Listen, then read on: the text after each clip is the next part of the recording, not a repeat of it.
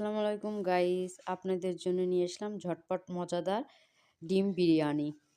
চলুন শুরু করি। দিয়ে দিলাম পেঁয়াজ কিছুটা, ভেজে নিয়ে দিয়ে দিব গরম মশলা।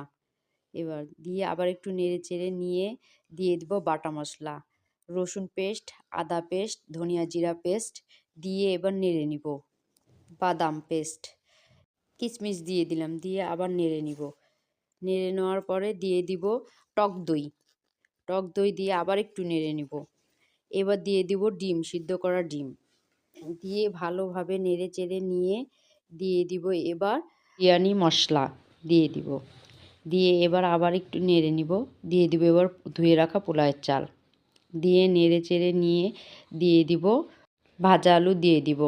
এবার আবার একটু নেড়ে চেড়ে নিয়ে দিয়ে দিব এবার দুধ দিয়ে গরম পানি দিয়ে দিব। এবার ৫-৬টা দিয়ে দেবো কাঁচামরিচ, দিয়ে দেবো স্বাদ মতো চিনি, আবার একটু নেড়ে চেড়ে নিয়ে দিয়ে দিব এবার ঢাকনা তুলে এবার আমি দিয়ে দিব ঘি। আমি ভিডিওটা নিতে ভুলে গেছি, লবণ দিয়েছি আমি স্বাদ মতো। এবার দিয়ে দেবো বেরেস্তা।